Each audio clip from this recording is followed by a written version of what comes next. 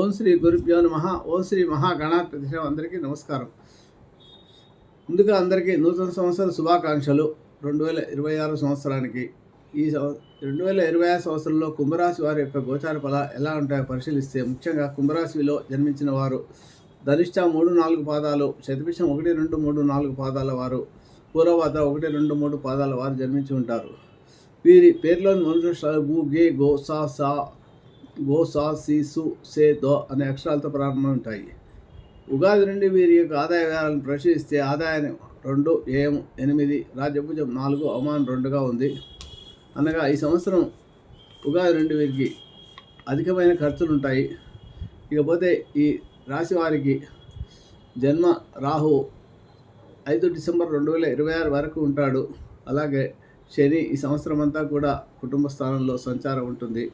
అలాగే గురుబలం కూడా ఉంది. కాబట్టి వీరికి ఎన్ని ఇబ్బందులు వచ్చినా కూడా ఈ సంవత్సరం చాలా సాఫీగా సాగిపోయినట్టుగా అనిపిస్తుంటుంది.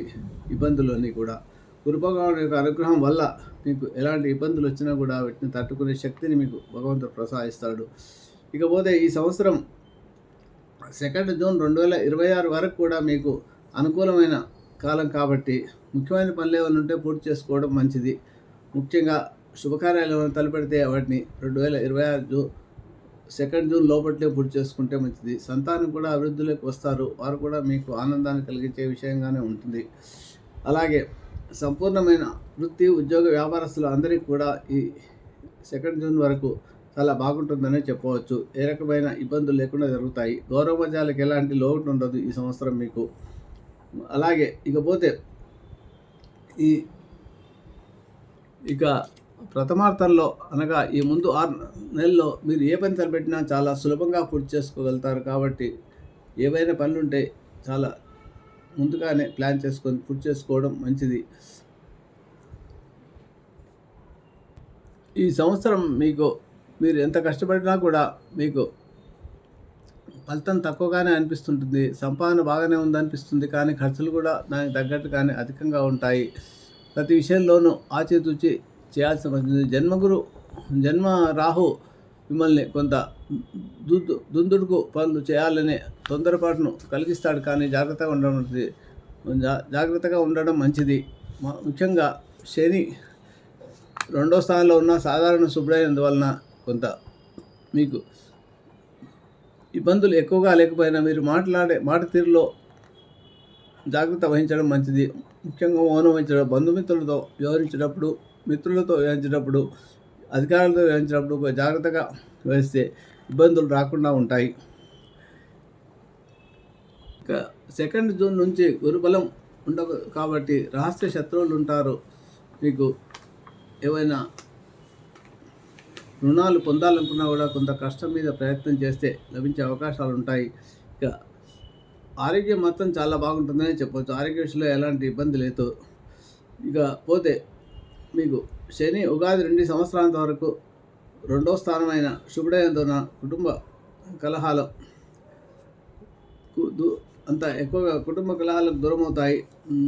ప్రయత్న కార్యాలు ఆటంకాలు ఎదురయ్యే అవకాశం, కుటుంబంలో శని ఉండడం చేత కుటుంబంలో కొంత ఇబ్బందులు ఏర్పడే అవకాశాలు ఎక్కువగా ఉంటాయి. వృధా ప్రయాణాలు, అలసట జరుగుతుంది. చెడు పనులు, చెడు సహవాసాలకు, చెడు అలవాటు దూరంగా ఉంటే ఇబ్బందులు రాకుండా ఉంటాయి. ఇకపోతే ఆర్థిక ఇబ్బందులు స్వల్పంగా ఉంటాయి. రాహు ఉగాది నుండి 5 డిసెంబర్ వరకు జన్మలో ఉంటాడు. ఆ తర్వాత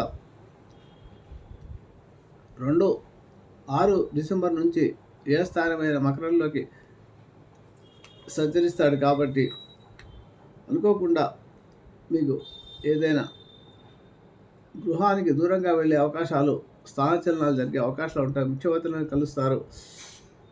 కొంత ధననష్టం జరిగే అవకాశాలు ఎక్కువగా ఉంటాయి. జాగ్రత్తగా ఉండడం అవసరం. కొన్ని ముఖ్యమైన కారణాలు వాయిదా వేసుకుంటేనే మంచిది అనిపిస్తుంది. ఆ సమయంలో మీరు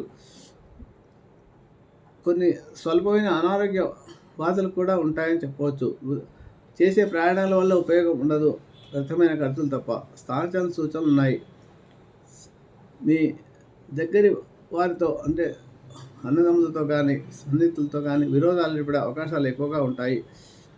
కేతు 5వ స్థానంలో 5 డిసెంబర్ వరకు 7వ స్థానంలో సంచారం ఉంటుంది. సాధారణుడైనందువలన అనారోగ్య సమస్యలు కొంత మిమ్మల్ని బాధించే అవకాశాలు ఎక్కువగా ఉంటాయి. నూతన కార్యక్రమాలకు ఆటంకాలు ఏర్పడే అవకాశాలు ఉంటాయి. కొత్త వ్యాపారాలు ప్రారంభించకపోవడం మంచిది. ఆ సమయంలో మీరు 6 డిసెంబర్ తర్వాత ఏదైనా పనులు చేయాలనుకుంటే అప్పుడు మీకు కొంత కేతు యొక్క అనుగ్రహం లభిస్తుంది. గణపతి ఆరాధన చేసుకోవడం వల్ల ఇబ్బందులు తగ్గుతాయి. ఇకపోతే శుభకార్యాలు 6 డిసెంబర్ తర్వాత నెరవేర్చుకుంటే కొంతవరకు జరిగే అవకాశాలు, దూర బంధువులతో కలుస్తారు, వారి వల్ల కొంత లాభం జరిగే అవకాశాలు ఉంటాయి. విదేశీ ప్రయత్నాలు సంపూర్ణంగా కలిసి వస్తాయి. 6 డిసెంబర్ తర్వాత ధన లాభాలు కూడా ఉంటాయి. అన్ని విషయాల్లో విజయాన్ని సాధిస్తారు. ఈ రకంగా మీకు ఇకపోతే ఈ సంవత్సరం ఉద్యోగులకు అనుకూలమైన కాలం వచ్చి ప్రమోషన్తో కూడిన బదిలీలు, శ్రమకు తగ్గ ఫలితం, అధికారుల అనుగ్రహం లభించవచ్చు. కొంతమంది పరిస్థితులు అనుకూలించవు. సుదూర ప్రాంతాలకు బదిలీలు, అపనిందలు, చేయని పనులకు శిక్షలు, పనిష్మెంట్స్ పడే అవకాశాలు ఎక్కువగా ఉంటాయి. సస్పెండ్ అయ్యే పరిస్థితి కూడా ఉండవచ్చు కొందరికి. కాబట్టి మన యొక్క ప్రవర్తనను జాగ్రత్తగా ఉంచుకోవడం మంచిది. ఏదైనా సరే ఉద్యోగస్తులకు కొంత గడ్డు కాలం అని చెప్పవచ్చు. ఈ సంవత్సరము రాజకీయ నాయకులకు కూడా గడ్డు కాలమే. అనేక ఆరోపణలు ఎదుర్కోవాల్సి వస్తుంది. పరిస్థితులు చక్కబడే అవకాశాలు తక్కువగా ఉంటాయి. ఇక అన్ని రకాల కళాకారులకు ఆగస్టు వరకు చాలా బాగుంటుందని చెప్పవచ్చు. గ్రహబలం లేకపోవడం వల్ల ఇబ్బందులు ఉంటాయి. ముఖ్యంగా ఈ కళాకారులకు, సాంకేతిక నిపుణులకు వచ్చే నూతన అవకాశాలు లభించే అవకాశం ఈ సంవత్సరం చాలా తక్కువగా ఉంటుంది. విజయాలు అంతంత మాత్రంగానే ఉంటాయి. ఈ సంవత్సరం వ్యాపారులకు బాగుంటుంది. జూన్ వరకు అన్ని రకాల వ్యాపారాలు లాభం చేకూరే అవకాశం ఉంటుంది. కాబట్టి కొత్త వ్యాపారాలు ప్రారంభించాలంటే జూన్ లోపల ప్రారంభించుకుంటే మంచిది. ప్రభుత్వ మూలకంగా ఇబ్బందులు జూన్ తర్వాత నుంచి వచ్చే అవకాశాలు ఎక్కువగా ఉంటాయి. కాబట్టి జాగ్రత్తగా ఉండడం మంచిది. ఆచితూచి పనిచే విద్యార్థులకు ఈ సంవత్సరం ఆగస్టు వరకు చాలా బాగుంటుంది. ఈ సమయాన్ని కాంపిటేటివ్ ఎగ్జామ్స్లో ఏమైనా ఉంటే జూన్ లోపల కంప్లీట్ ఉంటే కనుక మీకు మంచి ర్యాంకులు సంపాదించుకునే అవకాశాలు ఎక్కువగా ఉంటాయి. వ్యవసాయదారులకు మొదటి పంట మంచి లాభాన్ని ఇస్తుంది. తర్వాత పంటల్లో అంత ఇబ్బందులు ఉంటాయి. ఇక పోతే చేయవలసిన శాంతులు, దుర్గాదేవి ఆరాధన, సుత్తస్లోకి పారాయణం చేసుకోవడము, శని భగవానికి కొరకు శివారాధన, నెలకొకసారి రుద్రాభిషేకం చేసుకుంటే మీకు ఇబ్బందులు రాకుండా ఉంటాయి. గురు భగవాన్ బలం లేదు కాబట్టి దక్షిణామూర్తి స్తోత్ర పారాయణం కూడా ఈ సంవత్సరం చేసుకుంటే మీకు మంచి ఫలితాలు. జూన్ నుంచి ఇబ్బందులు చాలా ఉంటాయి కాబట్టి చేసుకోవడం మంచిది. మీకు ముఖ్యంగా ఈ గురుబలం మళ్ళీ మీకు 31 అక్టోబర్ నుంచి 24 జనవరి 2020 వరకు గురువు సప్తమంలోకి వస్తాడు. గురుబలం ఉంటుంది కాబట్టి ఆ సమయంలో ఏమైనా మన పనులు చేసుకుంటే మీ అనుకున్న పనులన్నీ, విదేశీయానాలు కానీ, విద్యార్థుల చదువు కానీ, శుభకార్యాలు కానీ చేసుకుంటే మంచి జరిగే అవకాశం. ఆ తర్వాత మళ్ళీ గురువు అత్యారం నుంచి వెనక్కి వస్తాడు కాబట్టి షష్టంలో గురువు ఉన్నప్పుడు ఇబ్బందులే ఉంటాయి. ఈ రకంగా మిశ్రమ ఫలితాలతో ముఖ్యంగా చెప్పాలంటే ఈ సంవత్సరం ద్వాదశ రాశులందరికీ కూడా గురుబలం ఏదో కొంత సమయంలో లభిస్తుంది. ఆ సమయంలో మీరు అనుకున్న పనులు పూర్తి చేసుకుంటే మీకు అన్ని రకాల శుభాలు దొరుకుతాయి. శుభమస్తు.